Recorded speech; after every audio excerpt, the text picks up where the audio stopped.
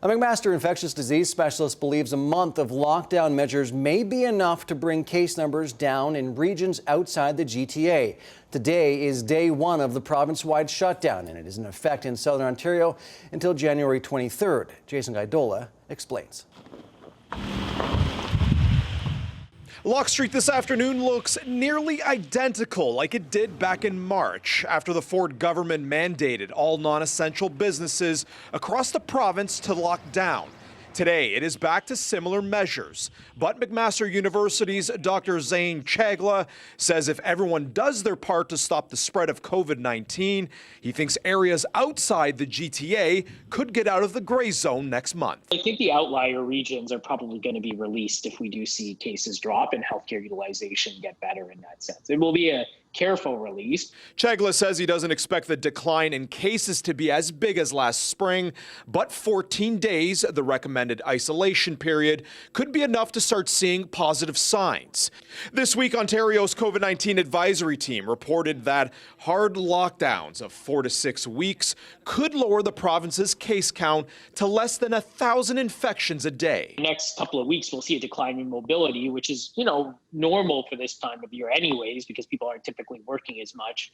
And then hopefully in about 4 weeks, we start seeing that hospitalization ICU stays start opening up as well. Last spring, the Ford government placed emergency orders 3 times in less than 2 months to help curb rising cases, hospitalizations, and deaths. By May, the trends began to decline and reopening plans were set in motion. The aftermath left many businesses in dire financial situations and even resulted in some closures. Essential services will have their doors open with capacity limits, but now dining has been restricted to takeout or delivery, and in-person shopping has been reduced to curbside pickup. Nearly everything else indoors must shut down.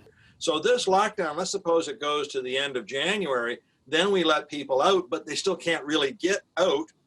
I think it's possible there'll even be a third wave. But if I was doing my planning for the year ahead, I've got to be aware of that. Marvin Ryder with McMaster's DeGroote School of Business says in the first lockdown, many businesses, particularly small local ones, have not fully recovered and may not make it through a second shutdown. Businesses, every day is uncertain. There's no guarantee that anyone's ever going to walk through the door in my business, but in normal times, I've got a pretty good sense of the flow of things.